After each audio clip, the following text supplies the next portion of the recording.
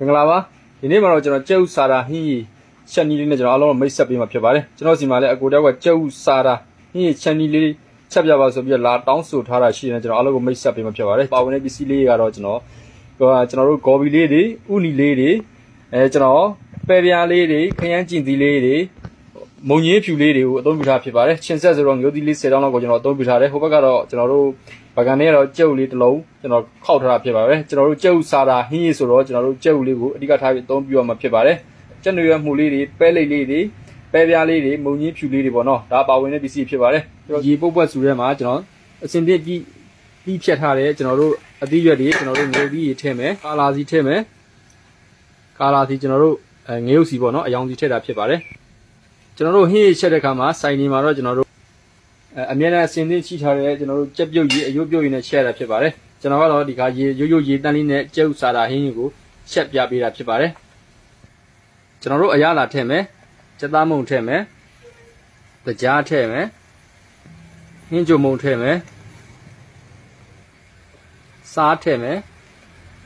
ကျွန်တော်တို့အချင်းတွေတမယာကြီးထည့်မယ်ကျွန်တော်ကတော့တမယာကြီးဘူးကိုအသုံးပြုလိုက်တာဖြစ်ပါတယ်ကိုယ့်အကူပြန်ချက်တဲ့ခါမှာတမယာကြီးကိုလည်းအသုံးပြုလို့ရပါတယ်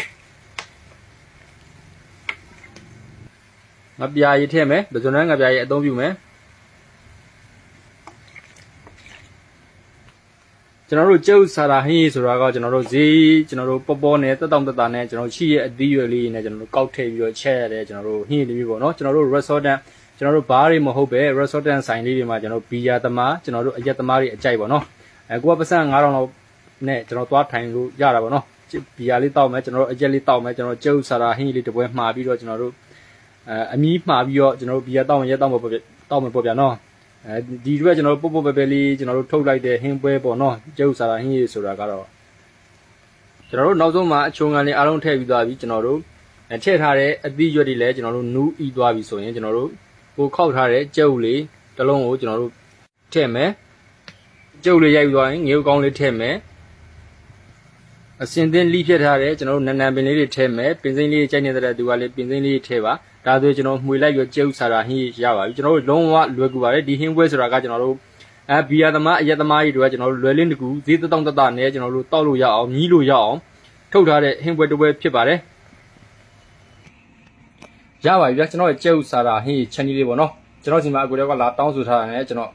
အဲ့ဒီကိုတော့ကောမသိသေးတဲ့သူတွေတော့ပြီးသွားအောင်လဲကျွန်တော်ဒီဟင်းပွဲလေးကိုချက်ပြဖြစ်ပါတယ်အရင်လွယ်ကူရိုးချင်းတဲ့ဟင်းပွဲလေးဖြစ်ပါတယ်ကျွန်တော်တို့စိုင်းနေမှာဆိုရင်ခောက်ဆွဲကြော်အတွက်ကျွန်တော်တို့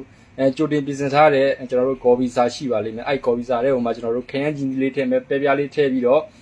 ငုတ်သီးလေးအချင်းအဆက်တွေငုတ်သီးလေးထည့်ရိုက်ပြီးတော့ကျွန်တော်တို့ထည့်ချက်လိုက်အောင်ရပါတယ်ကျွန်တော်ဂေါ်ဘီစာလေးကောက်ငုတ်သီးလေးထည့်အချုံကန်လေးထည့်ရည်လေးနဲ့ကျွန်တော်ထည့်ချက်ရတဲ့အလွယ်တကူထည့်ချက်ရတဲ့ဟင်းပွဲဖြစ်ပါတယ်အားလုံးကိုကျေးဇူးတင်ပါတယ်ခင်ဗျာအဆင်ပြေကြပါစေ